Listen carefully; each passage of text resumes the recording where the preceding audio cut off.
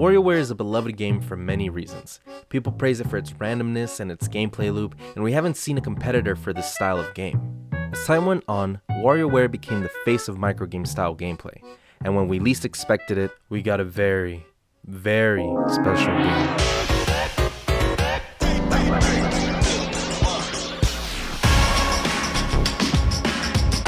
A game inspired by its predecessor with a very bold confidence and unique twist to its story.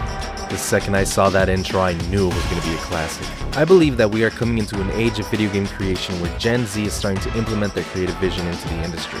Games like 500 caliber contracts, web fishing, and Ultra Kill feel very inspired by the era we grew up in. Games that we played when we were younger and have started to recreate in our own special ways. This is a very, very special game.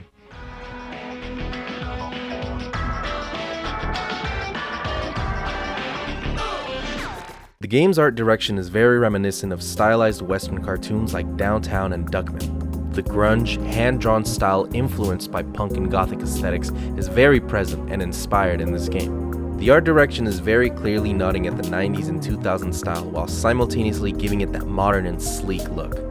It's a really cool style that mixes very nicely with the type of characters present in this game.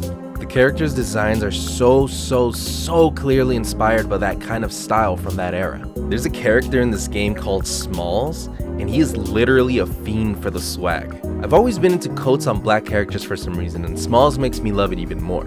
His pentagonal afro, his baggy clothes, his careless demeanor, you know the kind of character he is just by looking at him.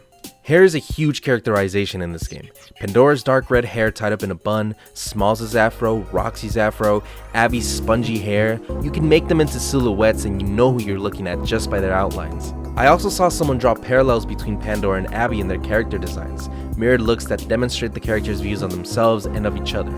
It is shown in their appearance, in the way they talk to each other in the lobby, and the experience they go through in the best part of the game.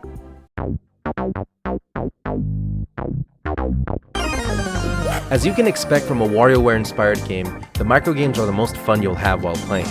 They are fast, creative, and it gives you more context about the mind you're competing in through the microgames themselves, or the things that happen when you succeed or fail on one of them. But you don't play the microgames in the main story, you play them in the Endless mode. In Endless mode, you play to see how far you can get before the game breaks your pace.